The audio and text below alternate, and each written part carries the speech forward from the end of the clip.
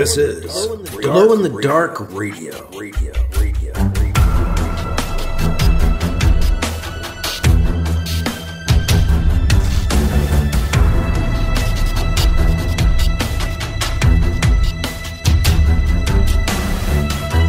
The science fiction podcast with original independent science fiction written and performed by Mike Luoma, with music by Kevin MacLeod.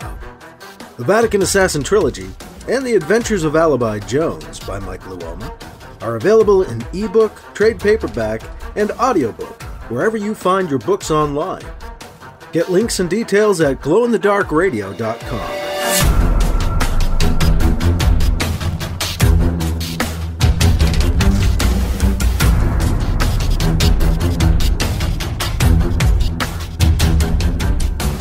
This is the Science Fiction Podcast, Glow in the Dark Radio. I'm your host, your writer and reader, Mike Luoma. I have Chapter 10 of Vatican Abdicator coming up on this episode. Humankind is fighting an interstellar war on two fronts, against the powerful human-looking alien Dolomay and his telepathically brainwashed ship's crews and their raids and attacks, and also against the Eldred, ancient caretakers of the known universe who would like to see humanity wiped out, as we are evidently now found to be the offshoots of a violent race that once ruled the known universe 1,000,000 years ago, whom the Eldred call the Ancient Enemy. The Eldred secretly infected us with a plague, which we have been fighting, but the vaccine isn't working as well as it did initially. BC has just heard this, so he's heading back to a UTZ Council meeting on Lunar Prime. But the good news is that BC and the project have just captured an Eldred ship, so we may be able to figure out some of the Eldred's advanced technology and use it against them. We'll check in on BC and Humankind's fight, coming up in Chapter 10 of Vatican Abdicator on Glow in the Dark Radio. Before we get into the chapter, I wanted to mention that this spring, for a limited time, you can get the Vatican Assassin 15th Anniversary Edition audiobook, the special audiobook with the very cool cameos, voice cameos, for free. That's at Google Play, Kobo Books, Nook Audio, Chirp, Apple Books, Libro FM. You can get all the links and all the details at glowinthedarkradio.com. But yes, I'm giving away the Vatican Assassin 15th Anniversary Edition audiobook for free for a limited time. Your chance to hear some great cameos. John Miro, Polly Cooley, Veronica Jaguar, Starla Hutchton, Dave Robison, Keith Hughes, and Scott Sigler, all contributing to the effort. Not much else in the way of book news, so we'll get into Chapter 10 of Vatican Abdicator next on Glow in the Dark Radio.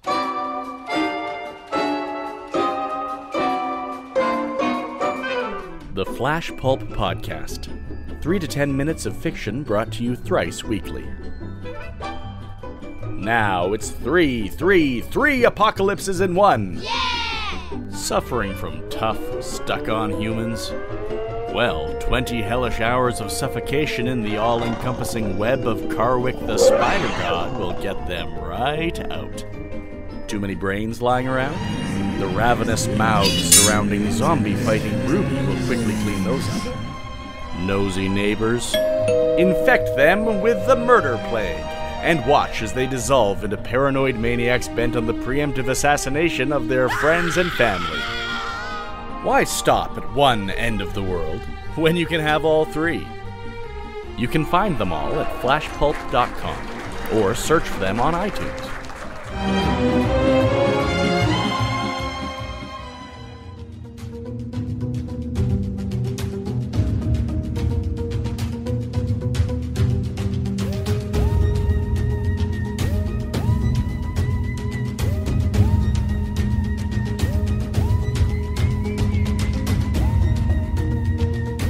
Now here's Chapter 10 of Vatican Abdicator on Glow in the Dark Radio.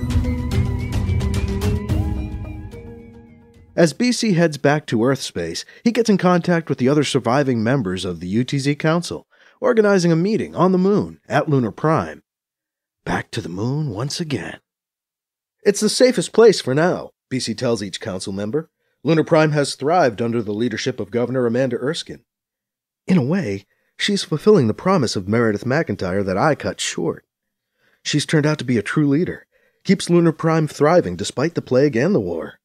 The Eldred may have started the plague by planting it on the delegates at my peace conference on Lunar Prime, but she's kept it contained there, under control. Back to the Moon. BC's trip is short as he travels by Stinger ship, using the Transpace drive to quickly flash from the asteroids to Earth's orbit. He's soon back in the buildings and tunnels of Lunar Prime. He enjoys a walk under the city's main dome through the atrium. I love the way it smells in here, like dirt and plants, the moisture in the air. Look at those trees, they've really grown. The Moon, funny. Once again, it kind of feels like home. He heads for the Vatican mission. Pope John Paul IV, Mbeke, makes sure there are rooms available there for BC whenever he needs them. The actual UTZ Council meetings won't start until tomorrow morning on Lunar Prime. BC has time to catch up on some sleep before the rest of the Council arrives. There is a call from Anita waiting for him as he gets up the next morning. BC, Christian Dell surfaced just long enough to update me with some wild news. Call me when you can. Bye. After he refreshes himself and gets dressed, BC calls Anita back. BC, you'll never guess what Christian Dell found on the Eldred ship. No, I never will. What? He asks, playing nice. Project technology. What do you mean, project technology? They were using our stuff, she says with a mix of curiosity and disappointment detectable in her voice. Maybe you should be flattered, BC offers. They're adapting your technology. They're using our Transpace drive, she exclaims. Well, BC says, trying to bright-side it, you must have superior technology, in some cases. This is not the news I hoped for. I want their superior tech. Don't tell me they only seem more advanced than we are. Great, Anita says sarcastically, not appreciating his lightness. It's a weird thing, though. Aside from our drives, Christian Dell tell me everything else on board, most of the other parts of the ship, seem to be thousands of years old. Just about everything's old, and it's all very well maintained. Even our stuff is integrated seamlessly. Just how old is their ship? I'm beginning to wonder just how many times over the ship has been replaced piece by piece, Anita ponders aloud. This ship could be, well, ancient. Tell me, BC asks, will any of this make it any easier to reverse engineer their technology? Maybe. Gotta hope so, huh? She says with a hint of optimism. Well, I've got to go meet with the council. Keep me informed, okay? I will. Enjoy your meetings. Right. Pretty unlikely. I'll talk to you soon, Anita. Take care, BC, she says, and signs off. The UTZ Council meetings are, actually, mercifully brief. BC asks the Council why there are still people dying of the plague on Earth if Wentworth says he's got a cure. There is no answer. BC shares his suspicions. I think the Eldred have let the plague continue to evolve to its next stage, to take out another segment of the population, unfortunate enough to share some randomly chosen genetic marker, he tells them. It may be a result of our refusing to go along with their restrictions. The war is apparently over, but we haven't stayed within Jupiter's orbit, haven't withdrawn from our interstellar outposts, and Dolomay is ranging across the systems out there. They no doubt hold him against us. The Council agrees this could be happening, and votes to continue fighting the plague. UTZ and project scientists will be sent back to their labs to see why their vaccine isn't working. The shipyard in the asteroids is still off the books, so to speak, known only to BC and Wentworth among the Council, so some of the councilors ask about rebuilding the old shipyard on Earth. Wentworth assures them this project is underway. BC is quizzed on the project, and answers as vaguely as possible. The UTZ Council is not what it was. No one challenges BC's vagaries. No one pushes to have him explain in more depth. No one brings up his press conference with the aliens again either. Although he had broken every agreement of the previous council meetings, no one challenges BC now. In his closing statements, BC reiterates his steady encouragement to the rest of the UTZ Council to recruit more potential pilots and troops to bolster the UTZ forces. What good will it do us to build ships if we don't have the men and women to fly them, he asks the Council. It's been 2 long days of meaningless meetings dealing with dull generalities that don't really seem to bear upon reality. 2 days of this wasting my time. Well, we need the manpower. Maybe that will be the good that comes out of all of this. And so, in closing, I ask again that you please try to motivate your constituents to join the UTZ forces and help fight for the very survival of our species. Thank you. Morons. God help us all. BC gets back to his rooms to find an urgent call waiting from Anita. BC, it's Dolomay. He's here. He's attacking us at the old project base. And I'm wasting my time here. You know what to do, he says to her. Scramble all the stingers you can, keep him away from the ships on the line, and keep him from landing on the base. You know he's going to try to land and raid for supplies and any tech he can grab. Worst comes to worst, seal the place up, blast your way out, and come back here. But try to keep him at bay with those stingers. I know, they're scrambled, she says. But BC, he's got more ships. There are 5 now. 5? More ships, huh? I guess he's been recruiting, Anita says. I don't know, BC. All I know is that he's got 5 ships, maybe 6, and they're here now. If I leave here now, I don't know that I'll get there in time to do anything, BC tells her, thinking out loud. I don't think you... Anita is cut off. Anita? BC tries to reconnect. The signal returns. Sorry, BC, I gotta go. Dolomay's trying to land on the base. Man, you called that one, she concedes. Guess we will need reinforcements. We're going to fight, hide out, or die trying here if we have to. Gotta run. Good luck, he wishes her. Thanks, we need it. Good luck to all of us. She signs off.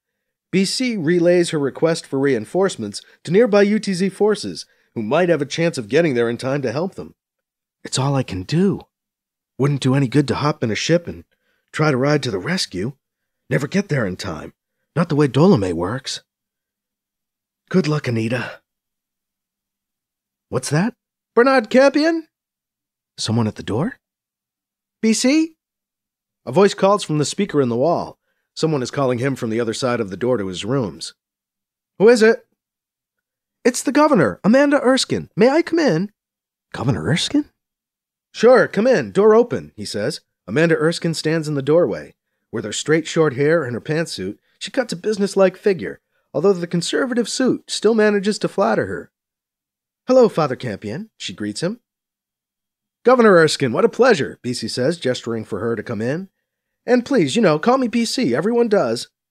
Thank you, BC, she says as she enters the room. She waits for the door to close behind her before she speaks again. A cautious woman. I'm here because there's been another attack on the moon by UIN forces. Your UTZ people told me the UIN was not a worry anymore. They aren't. It can't be the UIN. When did this happen? I didn't feel anything. BC is confused.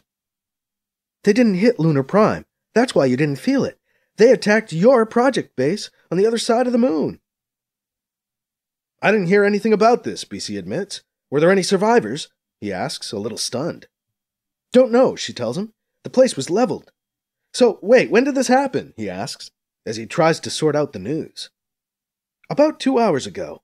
We're just getting on-site reports back now. Looks like they landed, looted, and then leveled the base, destroying whatever they left behind. We leave the place pretty much alone, so we didn't know anything was happening until our motion detectors and seismic detectors started going crazy during what must have been their final bombardment. We sent some ships rushing over, but by the time they arrived, the UIN ships were gone.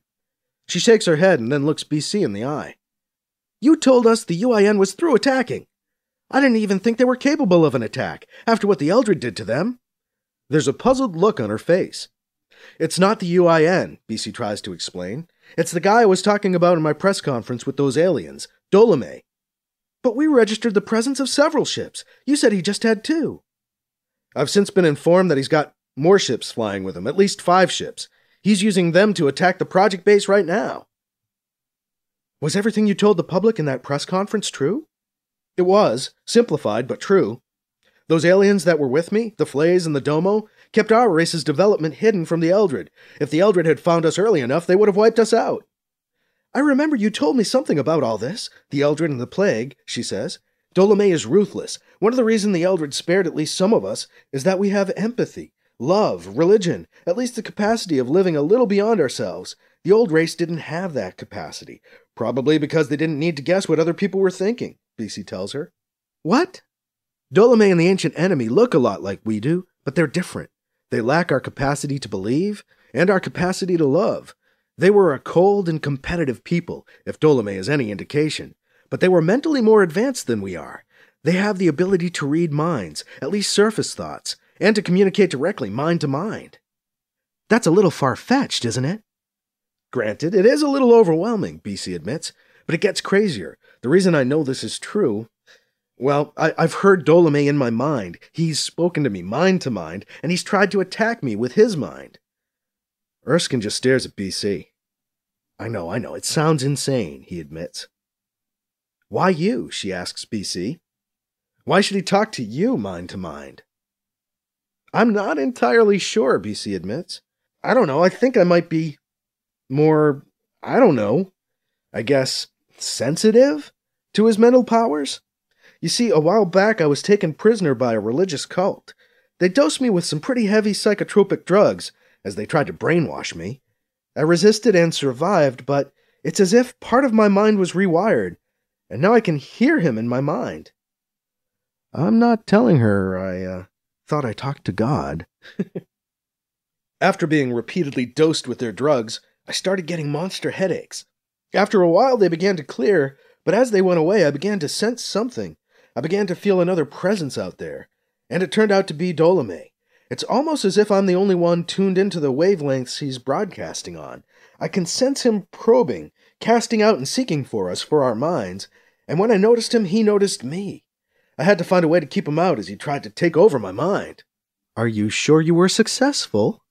She asks BC. Maybe he's using you, listening and watching us through you. A smart and cautious woman. I'd like to think I was successful. I could feel his frustration at my blocking him. When he reaches out, my mind feels violated by the oily touch of his mind, his thoughts. It's kind of hard to put into words, but I know it when he's there, I think. It doesn't hurt to be careful, Erskine says. So where did they dig up this Dolomay? How is he still around? Shouldn't he be 1,000,000 years dead and gone? He should be. Evidently he was placed in suspended animation as a punishment for his crimes by the ancient enemy, 1,000,000 years ago. Oh, great. You mean this guy was a criminal among the cutthroats? Even they thought he was bad? Looks that way.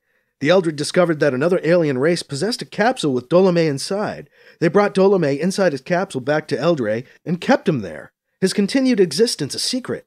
When the Eldred brought me to Eldred, my proximity somehow triggered the capsule's controls and Dolomay thawed out. I remember when you were steeling yourself to go visit them. You had no idea about this stuff with Dolomay then, did you? I had never even heard of the ancient enemy. How did the Eldred allow this to happen? They didn't put Dolomay in the suspended animation. They just kept him in it, without really understanding the technology of the ancient enemy that was keeping him under, and that ultimately woke him up. This would almost be comical if it wasn't so deadly, she observes.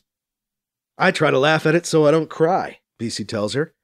As for Dolomay's mind control, and whether he's watching through me, I bet he's pretty tied up using his abilities keeping his little fleet together right now. And why would he be trying to get to me and through my blocks I've put up against him, when all the rest of humanity, every other human mind, is open to him? Great. What? Now we have to suspect everyone, she points out. And I thought I was paranoid, he says. Well, it's probably wise to be paranoid at this point. An alarm begins to go off in BC's rooms, startling both Erskine and BC. BC, it's Anita! Her voice calls out from the comm on emergency override. Anita, where are you? We're here, in orbit of the moon, BC.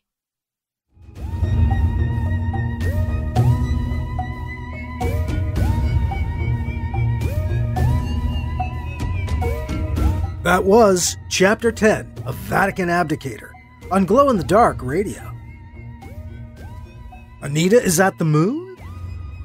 She was at the project's asteroid base, so Dolomay's attack there must have been pretty substantial or something. We'll find out what happened in Chapter 11 of Vatican Abdicator, coming up on our next episode. Again, a reminder that you can get the Vatican Assassin 15th Anniversary Edition audiobook for free right now for a limited time at a whole bunch of places. Get all the details at glowinthedarkradio.com or mikeluoma.com. Just click on Books and Vatican Assassin, the 15th Anniversary Edition for all the links. And that is all for this episode. I'm your host, your writer and reader, Mike Luoma. Thank you again for listening to Glow in the Dark Radio.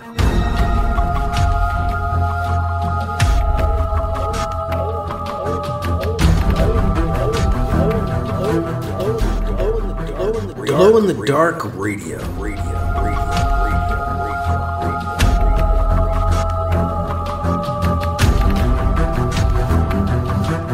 This podcast presentation is copyright 2023 by Michael F. Luoma and is protected under a Creative Commons Attribution, Non-Commercial, No Derivatives 4.0 International License, CC by NC-ND 4.0. Music by Kevin MacLeod. You can find his work at Incompetech.com.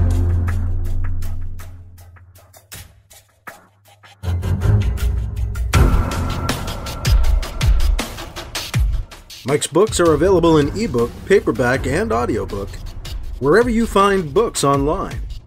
Get links and more details at glowinthedarkradio.com and mikeluoma.com. This has been a presentation of Glow in the Dark Radio.